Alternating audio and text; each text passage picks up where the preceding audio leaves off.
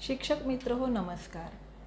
सक्षम नागरिक मोहीम हा उपक्रम भाग्यश्री फाउंडेशनतर्फे महाराष्ट्रातील विविध शाळांमध्ये राबवला जात आहे आणि अनेक शिक्षक यामध्ये अतिशय उत्साहाने सहभागी होत आहेत. त्यांच्या विद्यार्थ्यांचा व्यक्तिमत्व विकास हेच आपलं ध्येय आहे. आणि काही शिक्षकांनी हा प्रश्न विचारलेला आहे की पहिली ते दुसरीच्या विद्यार्थ्यांनी रोजनिशी कशी लिहावी. रोजनिशी उपक्रम आणि आत्मनिर्भर युवक उपक्रम हे सक्षम नागरिक मोहिमेचे दोन महत्त्वाचे भाग आहेत आणि यामध्ये जो रोजनिशी उपक्रम आहे तो ह्या लहान विद्यार्थ्यांसाठी आपण खास करून विचारात घेतलेला आहे की विद्यार्थ्यांना लिखाण आणि वाचनाची सवय लागावी. तर खरंच हा तुमचा प्रश्न बरोबर आहे. एकतर ही गोष्ट मला खूप आवडली की तुम्ही हा प्रश्न विचारला, कारण जेव्हा तुम्ही अतिशय चांगल्या प्रकारे हा उपक्रम राबवून घेत आहात तेव्हाच असे प्रश्न आपल्याला सुचतात. रोजनिशी लिखाण म्हणजे जसं आपण बघितलेलं आहे की नुसतं आपला दैनंदिन दिनक्रम जो आहे तो लिहिणं यात अपेक्षित नाही आहे, तर यामध्ये आपण वेगवेगळ्या विद्यार्थ्यांच्या विकासाविषयीच्या गोष्टी शिक्षकांनी लक्षात घेऊन त्याद्वारे त्यांना विविध विषयांवर लिहितं करणं आणि या लिहितं होण्यामधून हळूहळू त्यांचं लक्ष वाचनाकडे वळणं, त्यांनी स्वतःविषयी विचार करणं, अनेक प्रश्न त्यांच्या मनात उत्पन्न होणं, तसंच विविध घटनांकडे बघण्याचा त्यांचा दृष्टिकोन सकारात्मक होणं, तो दृष्टिकोन उंचावणं, अशा विविध गोष्टी या उपक्रमाअंतर्गत आपण लक्षात घेतलेल्या आहेत.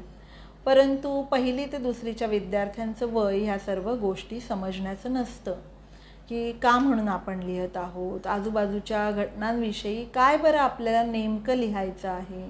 आणि सर्वात महत्त्वाची गोष्ट म्हणजे पहिलीतल्या मुलांना तितकं लिहिता देखील येणार नाही. त्यांनी जरी विविध गोष्टी बघितल्या तरी त्यांचं आकलन करण्याची जी क्षमता आहे ती वेगळी आहे, त्यांची लिखाणाची जी क्षमता आहे ती देखील वेगळी आहे. ही मुलं जी आहेत ती नुकतंच बाराखडी लिहत असतात, पण जोडाक्षरं म्हणा, एक सलग वाक्य लिहिणं म्हणा, हे नुकतंच करायला लागलेली असतात. इंग्रजी शिकण्याची सुरुवात झालेली असते या वयामध्ये की थोडंफार इंग्रजी लिखाण देखील ते करत असतात. तर अशा वेळेला शिक्षकांनी त्यांच्याकडून रोजनिशीमधून काय लिहून घ्यावं.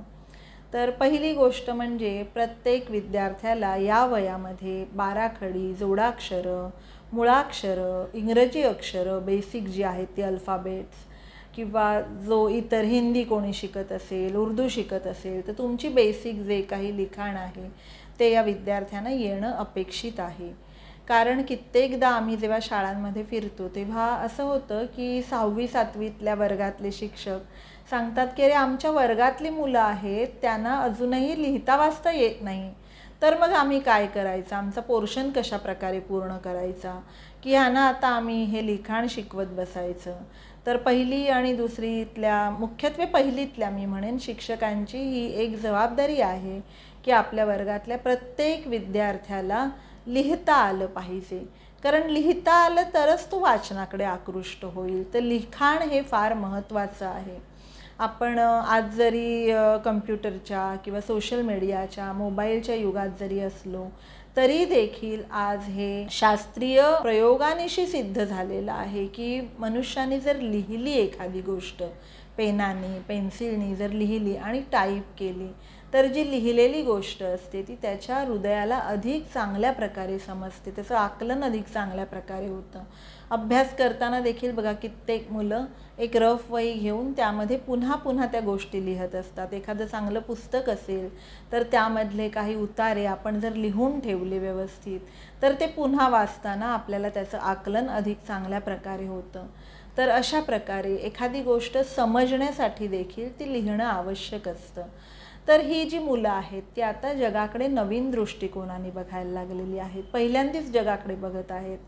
तर तेव्हा त्यांना जे काही समजत आहे, जे काही आजूबाजूला दिसत आहे, मग त्यांच्या घरातील व्यक्तींचं वागणं असेल, त्यांची नावं असतील, ते सकाळी उठल्यापासून काय करत असतील, सकाळी उठलो, काही मुलं असं देखील लिहितात अगदी, मी सकाळी उठलो, दात घासले, चाय पिली, देवाला नमस्कार केला, किंवा संडासला गेलो, आंघोळ केली, घरी आलो, कोणत्याही प्रकारे त्यांना लिहू दे, मुलांना मोकळेपणाने व्यक्त होऊ दे. पहिली गोष्ट म्हणजे त्यांना काय लिहिता येत आहे, त्यांच्या क्षमता किती विकसित झाल्या आहेत, त्यांना काय लिहावंसं वाटतंय.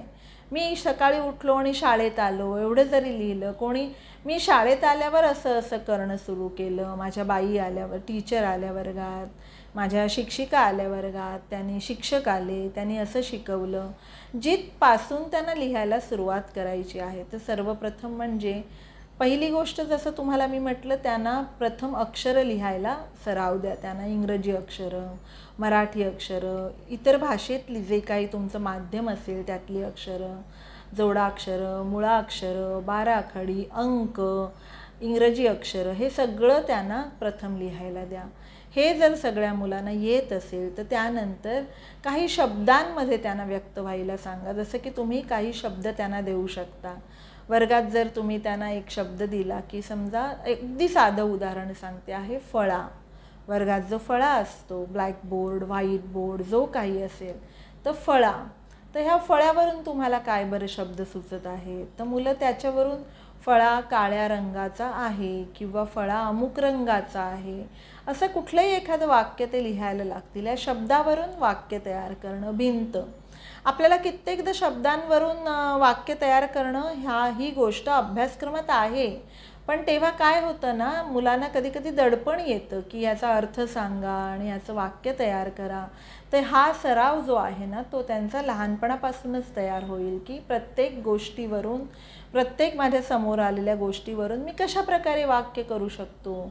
मग तुमच्या घरात घडणाऱ्या छोट्या छोट्या घटना, घरातल्या व्यक्तींविषयी, माझ्या बहिणीचं नाव अमुक आहे, मला माझी बहीण खूप आवडते, माझी आजी मला छान गोष्टी सांगते, माझी आजी मला ओरडते, काहीही मुलं लिहितील. एक गोष्ट आहे की ज्याचा उल्लेख आपण आधी देखील केलेला आहे आणि आपल्या पुस्तिकेत देखील आहे की मुलं जे काही लिहितात मोकळेपणाने ते त्यांच्या शिक्षकांपर्यंत जाईल याची त्यांना कल्पना असते. ते लिहित आहेत, तुम्ही वाचणार आहात, परंतु त्यांनी जे काही लिहिलं आहे ते वर्गामध्ये देखील इतरांसमोर मोठ्यांनी वाचलं जाऊ नये. त्यांचं चांगलं काही काम असेल, त्यांच्या परवानगीने ते जरूर वाचा, पण एखाद्या मित्रमैत्रिणीशी भांडण झालं असेल, घरची एखादी घटना मुलाने लिहिली असेल, तर तुम्ही ती मात्र सर्वांसमोर वाचू नका. अगदी आमच्यापर्यंत देखील पाठवायची गरज नाही आहे. तर ह्यामुळे होईल काय की सुरुवातीला मुलं विश्वासाने लिहायला लागतील. छोट्या छोट्या शब्दांवरून त्यांना वाक्य तयार करायला सांगा. आता ह्या वयामध्ये मुलांच्या मेंदूची वाढ चांगल्या प्रकारे होत असते, त्यांची आकलन क्षमता विकसित होत असते, निरीक्षण शक्ती वाढत असते. तर त्यांची एकाग्रता वाढवण्यासाठी आपल्या ह्या लिखाणाचा आपण उपयोग करून घेऊ शकतो. एका टेबलवर जर 10-12 गोष्टी ठेवल्या आणि त्यांची नावं त्यांना लक्षात ठेवायला सांगितली, त्यांना माहिती असलेल्या गोष्टी, ज्या साध्या सरळ लिहू शकतील अशा आहेत अशा गोष्टी, चेंडू, दगड, रुमाल, कंपॉस किंवा एखादी खेळणं, सुई, दोरा, जे काही ज्या गोष्टी त्यांना माहिती आहेत, पुस्तक, वही, पट्टी, अशा गोष्टी ठेवल्या 10-12 आणि त्यावर नंतर आपण एखादा कपडा टाकला आणि त्यांना लिहायला सांगितलं की ह्या कोणत्या कोणत्या गोष्टी तुम्ही बघितल्यात. 1-2 मिनटं त्यांना बघायला दिलं आणि मग लिहायला सांगितलं आठवून. तर यामुळे काय होईल, मुलांची स्मरणशक्ती वाढायला लागेल. त्यांचा दृष्टिकोन विकसित होण्यासाठी अजून एक प्रयोग तुम्ही करू शकता की एकाच गोष्टीविषयी वेगवेगळ्या प्रकारे लिहिणं. की पाण्याचं, जसं आपल्याला सगळ्यांना हे माहिती आहे की टेबलवर पाण्याचा भरलेला अर्धा ग्लास आहे, तर एखादी व्यक्ती लिहील की हा अर्धा ग्लास भरलेला आहे, एखादी व्यक्ती लिहील की अर्धा ग्लास रिकामा आहे. तर तुम्ही कोणत्या दृष्टिकोनाने त्याकडे बघता. एखादी व्यक्ती म्हणेल थोडंसंच पाणी होतं, मला ग्लासभर पाणी हवं होतं. एखादी व्यक्ती म्हणेल की अरे मला तहान लागल्यावर गरजेला तो अर्धा ग्लास पाणी मिळालं, त्याची मला आवश्यकता होती. तर अशा प्रकारे जो दृष्टिकोन विकसित करणं आहे, तर त्यांच्याविषयी काही छोट्या छोट्या गोष्टी, जसं की त्यांच्याकडे काय आहे, त्यांना आज आहाराविषयी जर चांगलं मार्गदर्शन करायचं आहे, तर हे जरी लहान वय असलं तरी योग्य वळण लावायला हे फार चांगलं वय आहे. तर त्याविषयी की सात्विक आहार म्हणजे काय, वरण, भात, भाजी, चपाती, कोशिंबीर, फळं, ह्या गोष्टी तुम्ही किती खाता, तर तुमच्या आहारातील गोष्टी एवढं जरी त्यांना विचारलं आणि त्यांनी फक्त त्या लिहिल्या की डाळ भात पिठलं जे काही ते खात असतील, भाकरी, तर तेवढ्या गोष्टी तर त्यांना लिहिता येतील.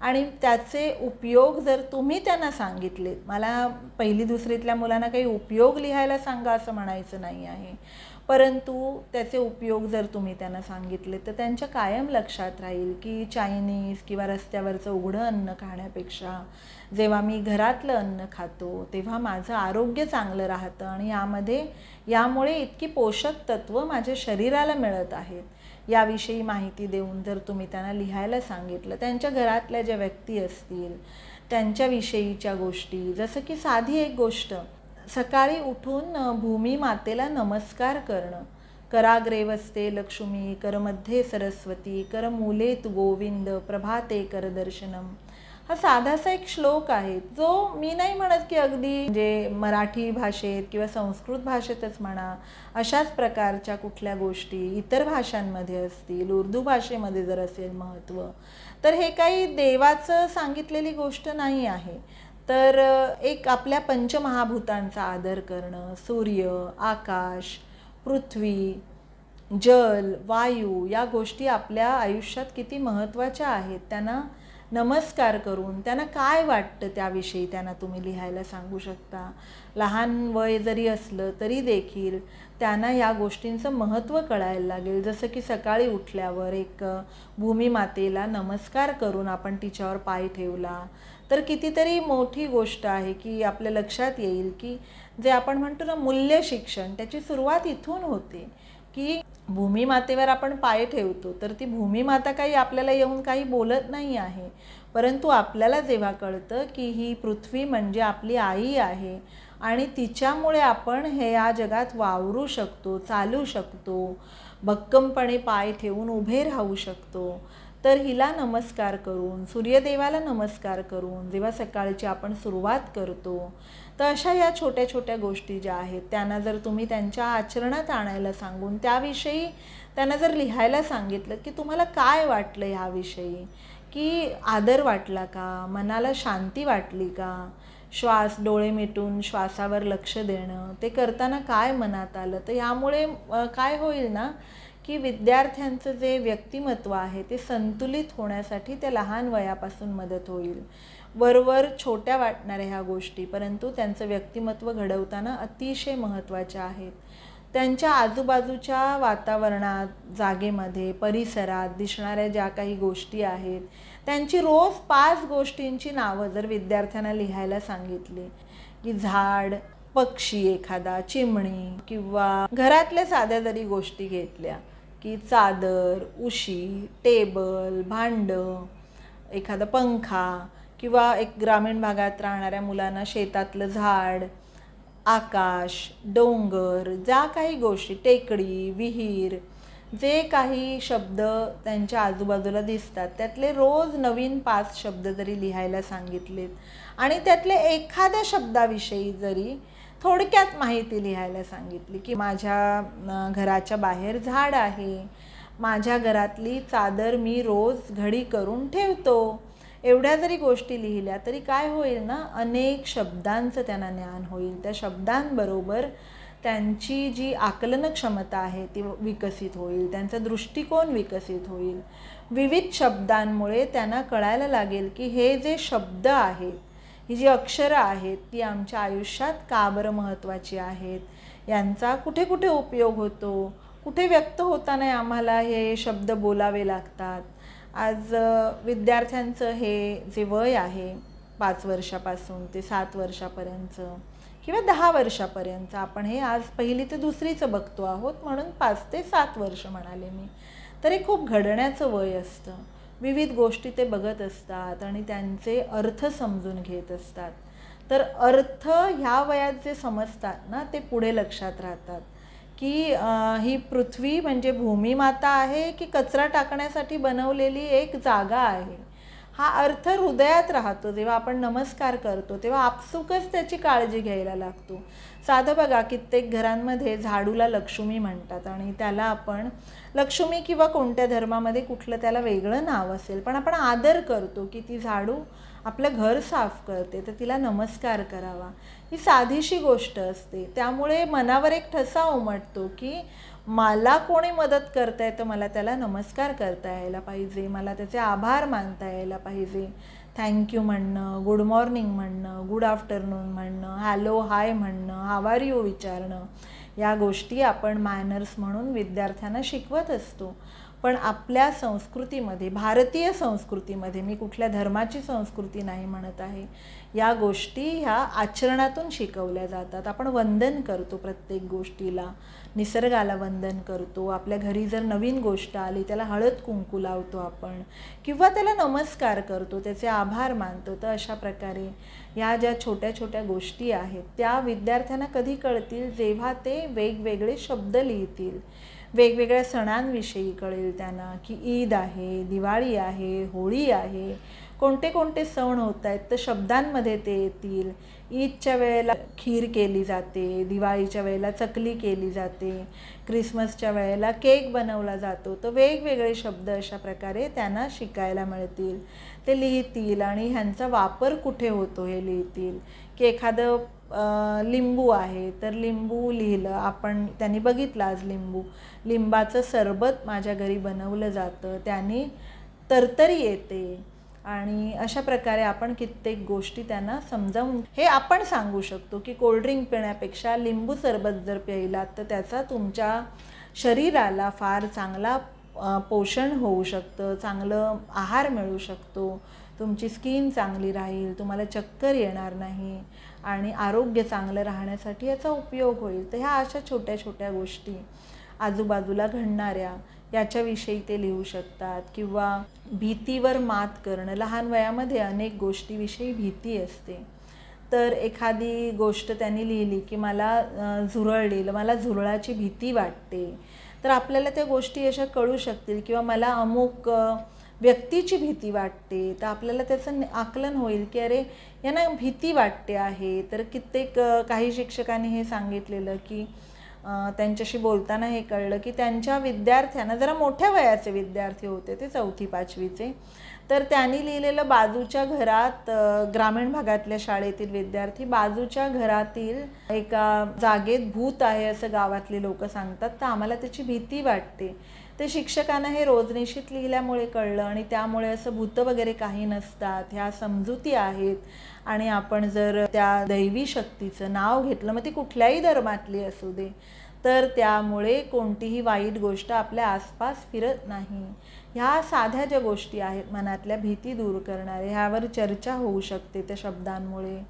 हेलन केलरचं एक अतिशय सुरेख उदाहरण आहे की ती लहान असताना जेव्हा ॲनी सुलिव्हान तिला शिकवण्यासाठी येते आणि लहान वयातच कसं वळण लागू शकतं याचं हे वर्णन आहे.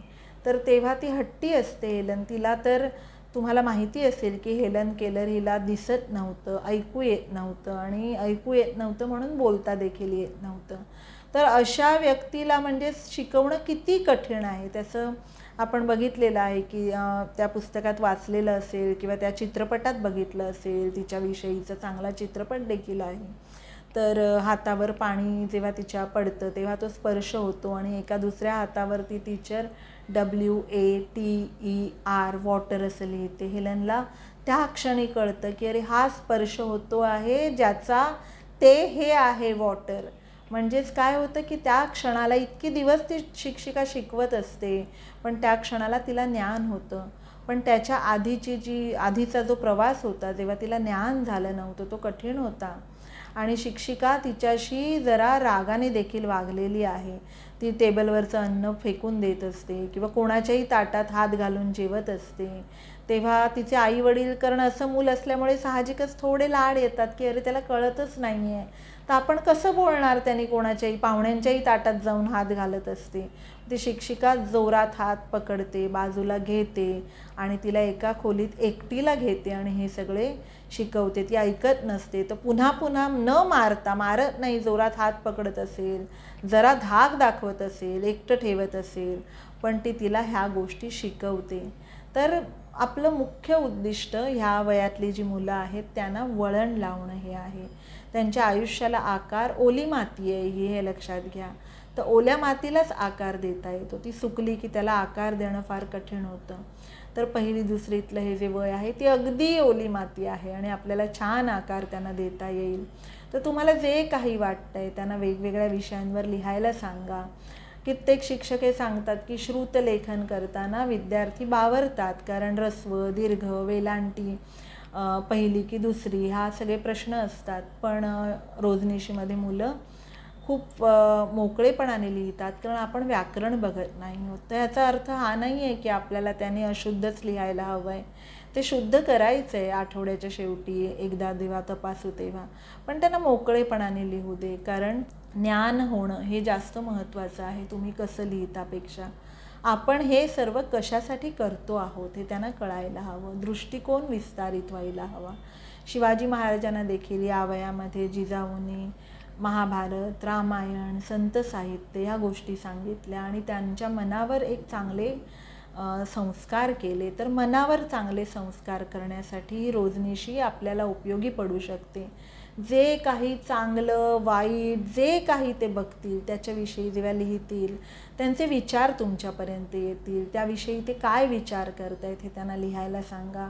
पुन्हा एकदा सांगते आहे की या वयामध्ये जोडाक्षरं, मुळाक्षरं, बाराखडी किंवा स्पेलिंग इंग्रजीचे ह्याचा सराव घ्या. त्यानंतर छोटी वाक्य लिहायला द्या.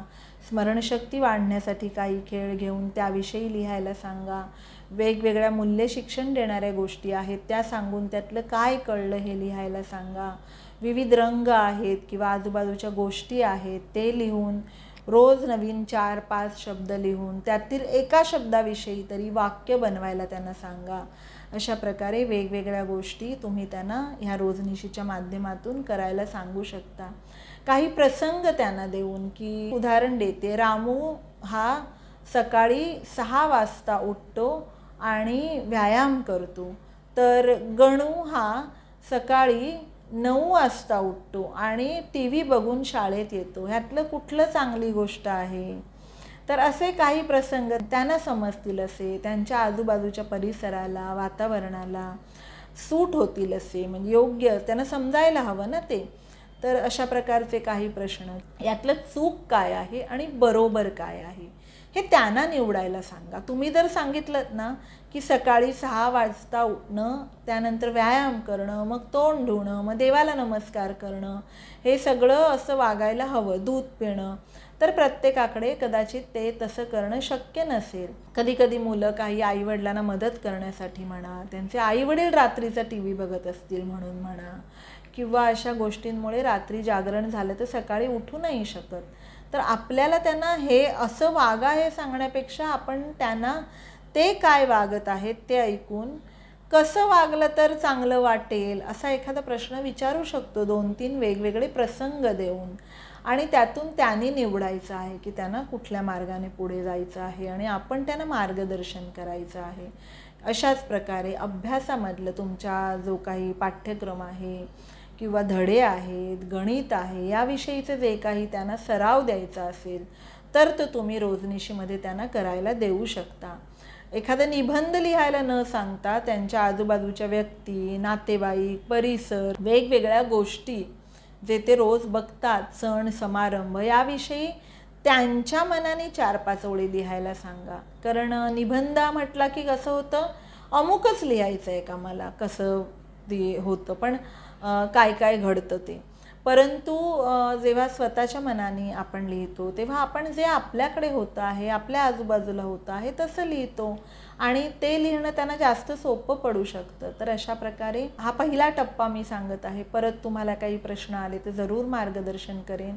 1ली-2रीच्या विद्यार्थ्यांकडून तुम्ही अशा प्रकारे लिखाण करून घ्यावं. त्यांना ते सोपं वाटू दे, त्यांना ते लिहावंसं वाटू दे, त्यांना ते अट्रॅक्टिव्ह वाटू दे की आकर्षक वाटू दे त्यांना ते.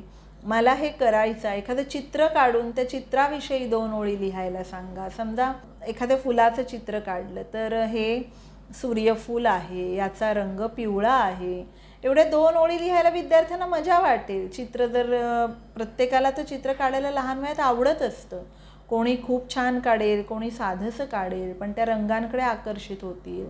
एखादं चांगलं मूल्य शिक्षण तुम्हाला समजवायचं आहे गुण, तर जसं मगाशी मी सांगितलं की नमस्कार करणं, एखाद्या पंचमहाभूतांना महत्त्व देणं, घरातल्या व्यक्तींना महत्त्व देणं. नुसतंच म्हटलं ना की तुम्ही तुमच्या आईला, तुम्ही तुमच्या बहिणीला, तुम्ही तुमच्या वडिलांना मदत करा, तर काय मदत करा ते त्यांना कळत नाही. नेमकं घरी काय बोलत असतील, सांगत असतील, आपल्याला माहिती नाही. तर त्याच्याऐवजी आपण एखादा प्रसंग उभा केला की एखाद्या घरामध्ये एखादं मूल नुसतंच खेळत आहे आणि एखाद्या घरामध्ये एखादं मूल, आपली आई बाहेर कामाला गेली किंवा वडील कामाला गेले, आई जेवण करते आहे, तर तिला काही चिरून देत आहे किंवा घरात काही साफसफाई करत आहे, तर कोणती गोष्ट चांगली वाटते अधिक आणि वेळेचं नियोजन कसं करावं याविषयी तुम्ही त्यांना, पहिली दुसरीचं वय आहे, तुम्हाला असं वाटेल कदाचित की हे काय सांगत आहेत की इतक्या गोष्टी पहिली दुसरीच्या मुलांना, पण हेच वय आहे जिथे त्यांची मुळं रुजलेली आहेत, मुळं मजबूत होतात पुढच्या त्यांच्या व्यक्तिमत्व विकासाची. शालेय व्यक्तिमत्व विकास जो आपण अपेक्षित आहे त्याची मुळं ह्या वयात घट्ट होतात आणि त्यामुळे विविध विषयांवर तुम्ही शिक्षक सुजाण आहात, तुमच्याकडे बऱ्याच प्रकारचं नॉलेज आहे, तर तुम्ही देखील काय देता त्यांना ह्या वयात, आणि त्या विद्यार्थ्यांनी काही वेगळं लिहिलं असेल तर ते देखील आमच्यापर्यंत पाठवा. धन्यवाद.